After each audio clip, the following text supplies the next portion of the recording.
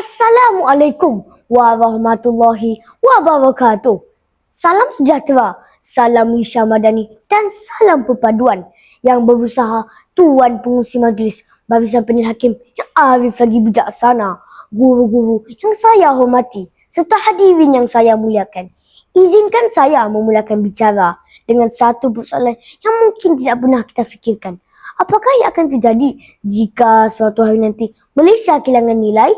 Mungkin bangunannya masih berdiri megah. Mungkin lebuh rakyatnya masih menghubungkan kota. Mungkin teknologinya masih berkembang. Namun, jika rakyatnya hilang kejujuran, hilang rasa tanggungjawab dan hilang semangat saling mempercayai, masih layakkah negara itu digelar sebagai negara yang hebat? Hadirin sekalian, sesebuah negara tidak dibina oleh simenan besi semata-mata, tetapi ia dibina oleh hati yang dipenuhi oleh iman, jiwa yang setia pada tanah airnya, dan akhlak yang sentiasa menghormati sesama insan. Benarlah kata pujangga, nilai adalah akal kepada perpaduan dan perpaduan adalah kekuatan sebuah bangsa. Oleh sebab itulah pada tahun 1970 lahirlah rukun negara, bukan sekadar 5 prinsip untuk dihafal, tetapi sebagai pedoman yang perlu dihayati dan diamalkan dalam kehidupan. Rukun negara menjadi kompas untuk rakyat Malaysia agar sentiasa bersatu dalam kepelbagaian dan tetap teguh menghadapi cabaran zaman. Justru bertepatan dengan tema bersama membina negara bangsa, saya memilih tajuk "Jika Nilai Hilang, Bangsa Akan Tumbang" kerana saya percaya kekuatan Malaysia tidak terletak pada kemajuan yang dimiliki, tetapi terletak pada nilai yang dipegang oleh setiap warga negaranya. Kepercayaan kepada Tuhan, asas pembentukan insan teras pembinaan negara bangsa. Prinsip pertama rukun negara, kepercayaan kepada Tuhan, merupakan asas pembentukan kepribadian seseorang insan. Firman Allah dalam surah Al-Hujurat ayat 13.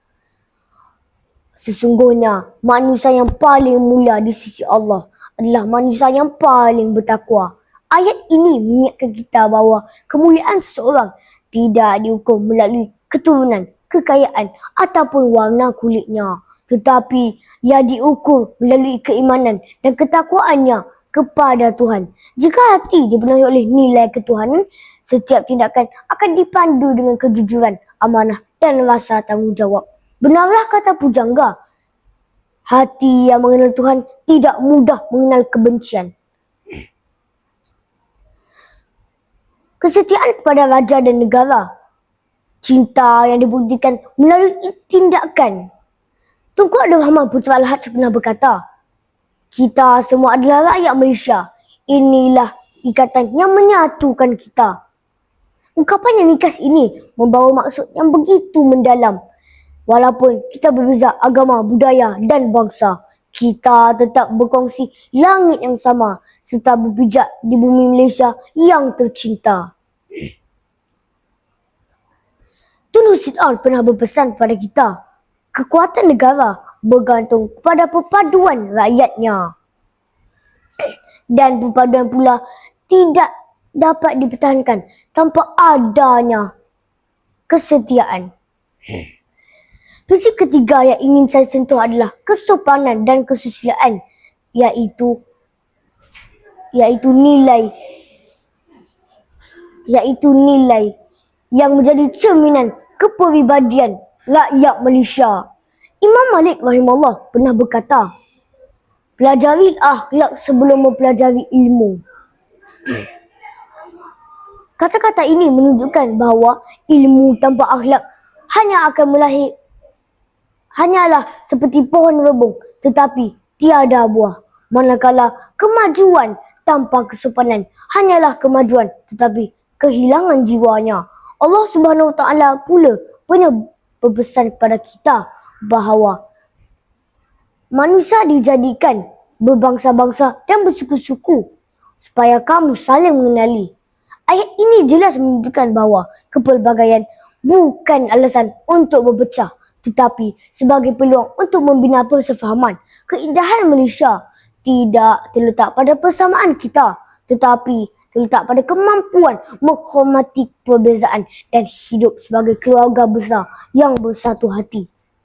Jika kita memilih untuk menghayati kepercayaan kepada Tuhan, kita akan dipenuhi oleh akhlak dan integriti. Jika kita memilih untuk mengamalkan kesetiaan kepada raja dan negara, kita akan mencintai tanah air melalui tindakan dan bukan sekadar kata-kata. Jika kita memilih untuk membudayakan kesopanan dan kesusilaan, kita akan menyemai benih perpaduan dalam penghubungan sesama manusia. Sebab inilah saya berdiri di sini untuk mengingatkan diri saya dan hadirin sekalian bahawa jika nilai terpelihara, bangsa akan sejahtera. Tetapi jika nilai hilang, bangsa akan tumbang. Sekian wabillahi taufiq wa hidayah. Wassalamualaikum warahmatullahi wabarakatuh.